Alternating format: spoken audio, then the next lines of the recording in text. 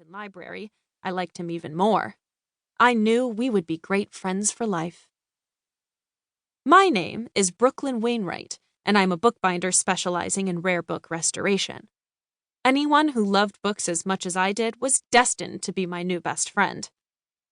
Almost ready, Brooklyn, darling? We don't want to keep Joseph and the Covington crew waiting. I jolted at the sound of his voice. Glancing up, I saw Derek leaning against the doorway of my workshop, smiling at me. I couldn't help but smile back. We'd been married almost a year now, and every day spent with him was even better than the day before. "You're home," I said lamely. "Yes, and you're still working?" "This book is so badly damaged," I began to explain, then stopped. "But I'm finished for the day. I'll have it cleaned up in no time." As I organized my workspace, I wondered if my heart would always give a little jolt when I heard Derek's voice. His tone was deep and masculine, with a whisper of the Oxfordshire countryside, along with a twinge of wry humor that always brought me instant pleasure. Added to that were his ruggedly handsome face and rock-hard body. The man had bewitched me from the first moment we met, despite the fact that he had used that first tender moment to accuse me of murder.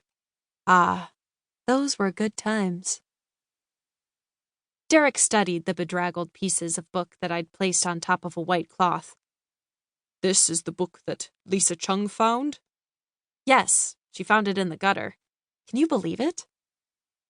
Lisa and Henry Chung lived down the hall with their 3 adorable young children. I had been repairing the children's books ever since they moved into the building a few years back.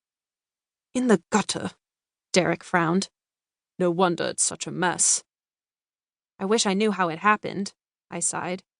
How could one of the biggest bestsellers of the year have ended up splayed and torn in the gutter along Brannan Street? The book was the latest by Michael Connolly, and I might have given up on rescuing it, except that he was one of Derek's favorite authors. And one of mine, too. I simply didn't have it in me to throw it away. "I just need another minute," I said. "Then I'll change my shoes, and we can go." He glanced down at my feet, and I watched his eyebrow quirk, but he said nothing. "Unless," I began, "you're thinking my Birkenstocks would be the perfect party shoes?" "They would, make a statement," Derek declared after pondering for a moment. "They're really quite fetching, but—" I had to laugh. His British accent, along with his choice of words, tickled me sometimes. Fetching, really? My friends and family members were always giving me grief about my personal choice of work shoes, but what could I say? They were ridiculously comfortable. However, I would have never called them fetching, unless maybe I were a cave woman. The thick, clunky sandals definitely gave off a Fred Flintstone vibe. "Don't worry," I assured Derek. "I plan to wear a pair of glittery yet painful stilettos for the occasion." "That's my brave girl," he said with a smirk. I snorted politely, then watched Charlie the cat slink out from under my work table and saunter over to weave around Derek's ankles as her way of welcoming him home. "And here's our Charlie." Derek leaned down and scooped her up, much to the cat's delight. As Charlie purred in his arms, I had to wonder if there was anything in the world more appealing than a big, strong man cuddling a sweet little cat. I didn't think so. Dragging myself back to my task, I finished arranging the pieces of the Connolly book on the white cloth. When my neighbor first brought it to me, the book had been dirty and wet from its time spent in the gutter.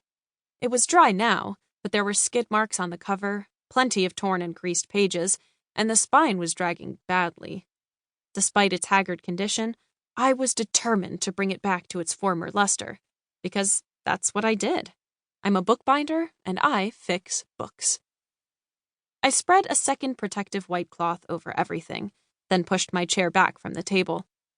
Still clutching Charlie in one arm, Derek wrapped his other arm around my shoulders and kissed me warmly. Together, we walked out of my workshop and into the living room. "Give me 2 minutes," I said, "and I'll be ready to go." Despite Friday night traffic, we made it across town in plenty of time.